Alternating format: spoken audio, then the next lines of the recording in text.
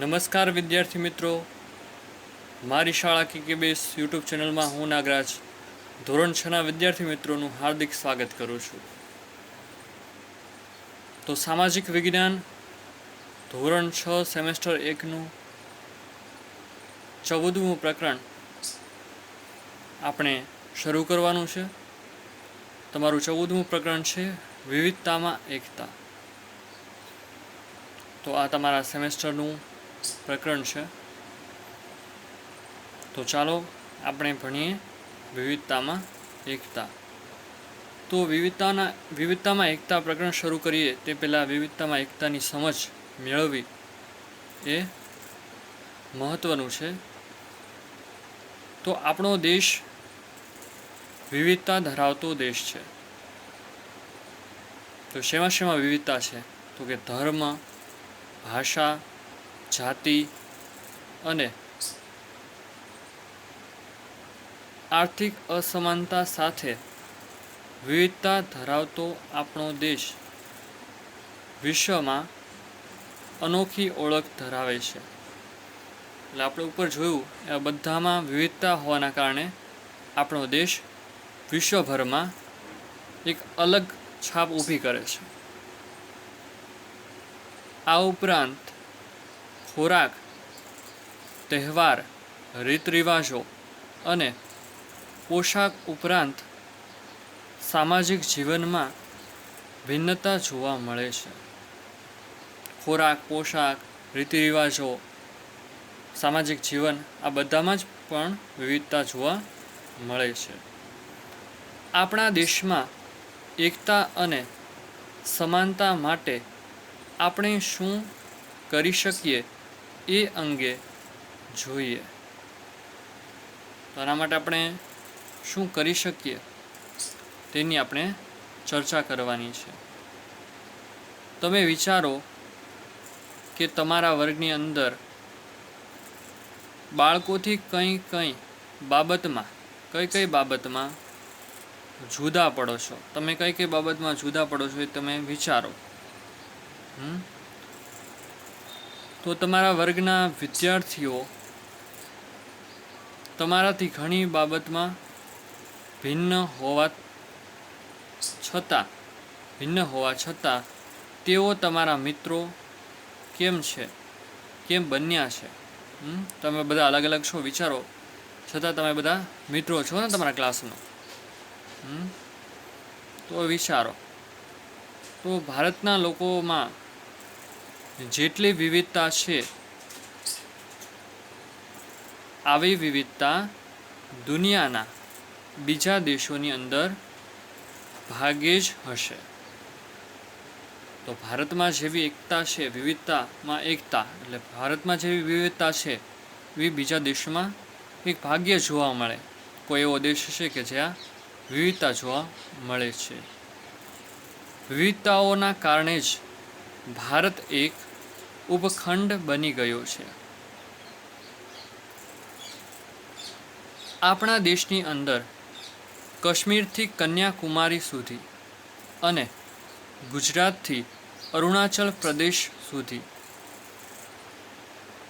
દેશવાસીઓના રૂપ, રંગ, પોશાક, ધર્મ, ભાષા, ખાનપાન વગેરેની અંદર ભિન્નતાઓ જોવા મળે છે.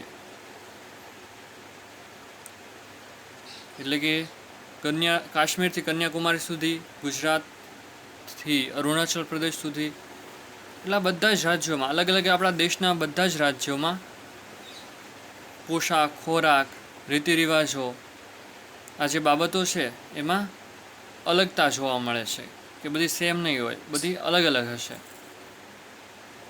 તો આના કારણે આપણી વિવિધતામાં એકતા એટલે કે આપણી વિવિધતા છે એ વધુ હાઇલાઇટ થાય છે અને વિશ્વમાં આપણા દેશને વિશિષ્ટ દેશનો દરજ્જો મળે છે.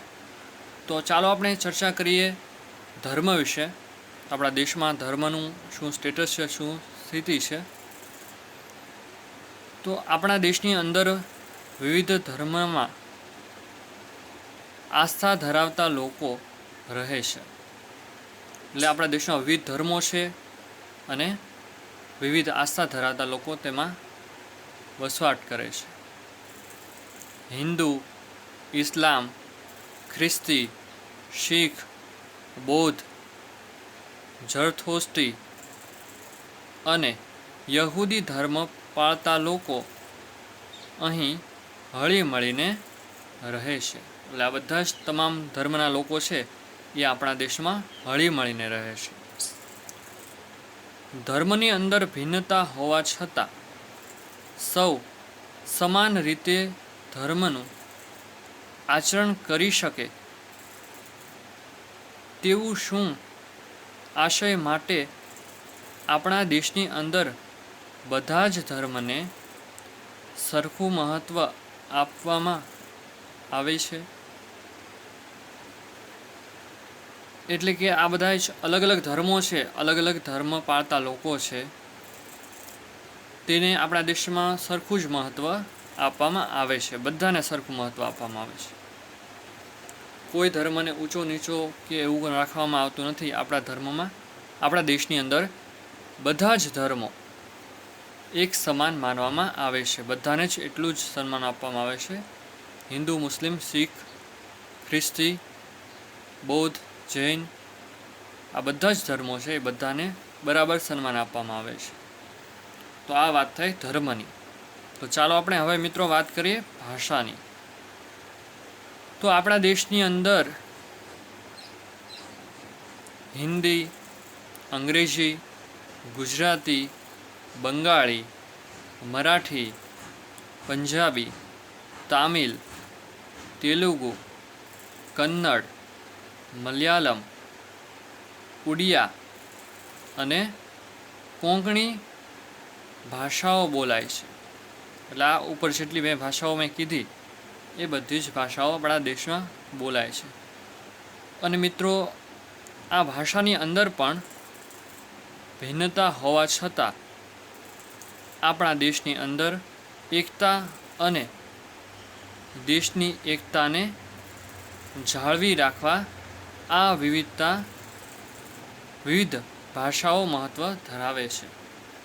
એટલે કે આ ભાષાઓ આપણી અલગ અલગ છે, છતાં આપણા દેશની એકતા જાળવવા માટે આ ભાષાનું મહત્ત્વ ખૂબ જ છે. તો હવે જોઈએ આપણે સાંસ્કૃતિક વિવિધતા.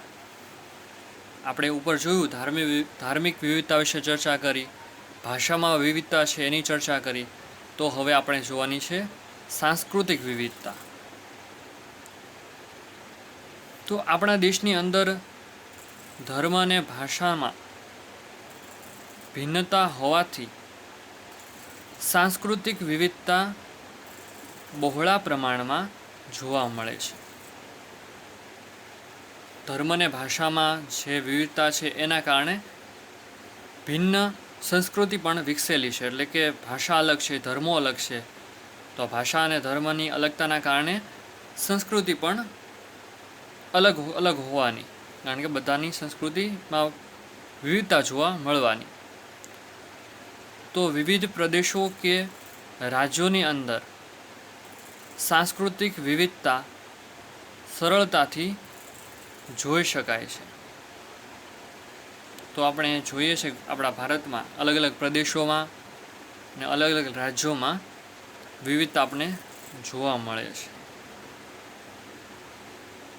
તો દિવાળી છે, મકર સંક્રાંતિ, હોળી, દશેરા, શિવરાત્રિ, ગણેશ ઉત્સવ, ઈદ, નાતાલ, અષાઢી બીજ, મોહરમ, બુદ્ધ જયંતિ, મહાવીર જયંતિ, ઓણમ, પતેતી, વૈશાખી, આ બધા જ વગેરે તહેવારો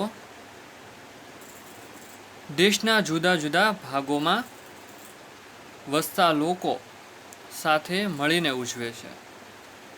આ જે બધા જ મેં તમને તહેવારો કીધા એ આપણા જે દેશો છે, દેશના રાજ્યો છે, આ રાજ્યોમાં અલગ અલગ પ્રદેશોમાં અને અલગ અલગ ભાગોમાં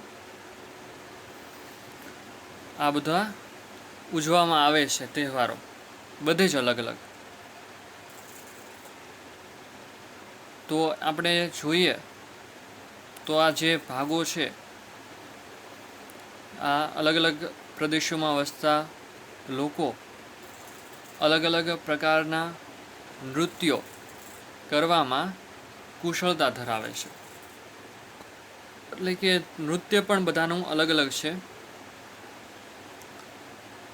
અલગ અલગ રાજ્યો છે એના નૃત્યો પણ અલગ અલગ છે, કોઈના સમાન નૃત્યો નથી, અને એ પણ વિશિષ્ટ છે. આપણી સંસ્કૃતિનું એક અભિન્ન અંગ કહી શકાય નૃત્ય. તો આવા નૃત્યોમાં આપણે જાણીએ છીએ મિત્રો કે આપણા ગુજરાતમાં રાસ અને ગરબાનું ખૂબ મહત્ત્વ છે.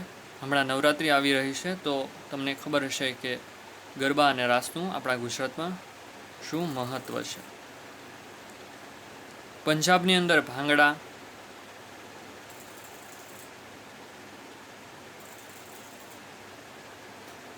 છે એ પંજાબમાં પ્રચલિત છે, પંજાબનું નૃત્ય છે.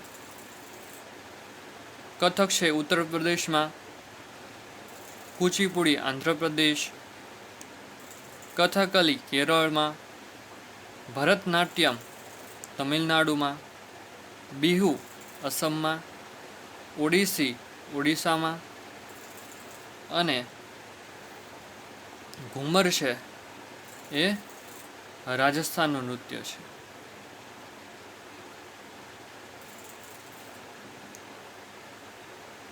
અને આ અનેક પ્રકારના નૃત્યો છે એ રસપૂર્વક કરે છે. બધા લોકો, ત્યાંના લોકો છે એમાં રસપૂર્વક નૃત્ય કરતા હોય છે. આ નૃત્ય છે તેના માટે પોતાના રાજ્યની એક અસ્મિતા છે, પોતાના રાજ્યની એક સંસ્કૃતિ છે. જેમ આપણે ગરબા અને રાસ છે આપણા ગુજરાતની નૃત્ય છે, ગુજરાતની એક સંસ્કૃતિનો એક ભાગ છે. તો એના પ્રત્યે આપણે ઘણા બધા આપણે વફાદાર છીએ. આપણે રાસ ગરબા કરવા ગમે એવી વાત છે.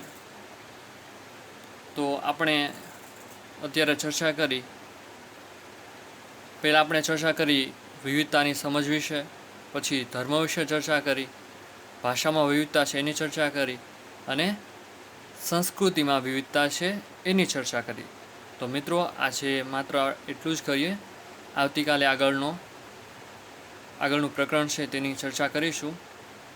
અને મિત્રો આ પરીક્ષા માટે પણ ખૂબ ઉપયોગી પ્રકરણ છે, તો તમે વાંચતા રહેજો અને પરીક્ષામાં સારા માર્ક્સે પાસ થજો. ધન્યવાદ.